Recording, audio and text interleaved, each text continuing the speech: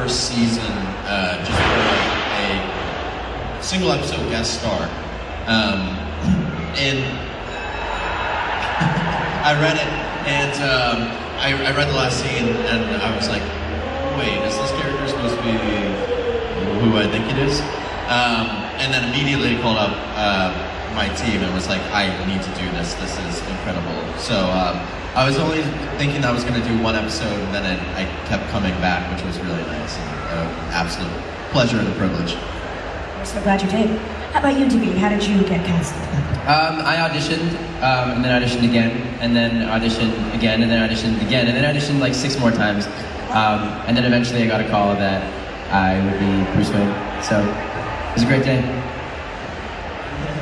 And so yeah, I auditioned as well. But I've told this story before, but really quick, like I didn't know what I was auditioning for. They kept that a secret, and they didn't give us the script or anything, didn't even tell us the name of the project. And they wrote like just a fake scene for us to do that embodied the Penguin. I didn't know it was the Penguin at the time. And so yeah, I went in and I did it once, and the casting director was like, I'm not gonna give you any notes, that was fantastic, you know, so we'll be in touch. And then a couple weeks later, they were like, we're bringing you to Los Angeles. And I went in and I auditioned again for the executive producers and the creators of the show, Bruno Heller and Danny Cannon.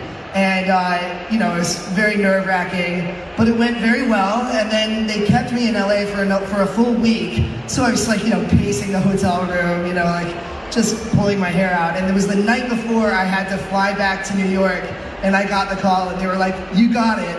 And I immediately started crying, freaking out, and at that point, my room service arrived, and this woman walks in with my sandwich, and I'm like, you know, sobbing. And I was like, I had to tell her, I was like, I just got a really big show, it's like a break of my life. And she was like, oh, that's so amazing.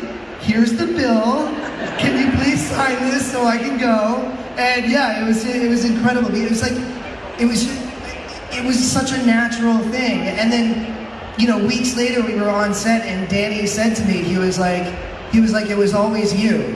He was like, it was always you. It was that one audition, that very first one, where the casting director was like, I don't want to do anything. And he was like, we knew at that moment that you were the one for this part. And it was wild. It was like 5 minutes of my life changed my entire life. So just a magical, amazing experience, yeah.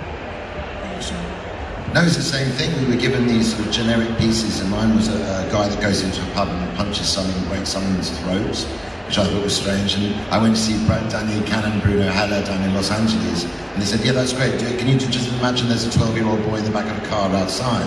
And I said, well, actually, what is this we're auditioning for? Because it was written with real sort of alacrity and understanding of being an East Ender. And they said, it's to play Alfred Pennyworth. And I went, because I'd never heard an iteration of an Alfred Pennyworth, that one of being the age that I was, which was about sort of 49, 50. So it was, what was so clever about their casting process was, had I known that it was for Alfred Pennyworth, I would have absolutely blown it, because I would have played it as a dusty old Alfred Pennyworth. But what they saw in all of us is something that we didn't know that we actually had. None of us knew that we were in this show and entering into the Batman canon. So it was, you know, it was an honor, and also terrifying when I first got the role. But you know, I've never been more thankful to be in a show like that and to play one of the only Brits in the superhero universe, really. So thank you for having me. That deserves a round of applause. There you go.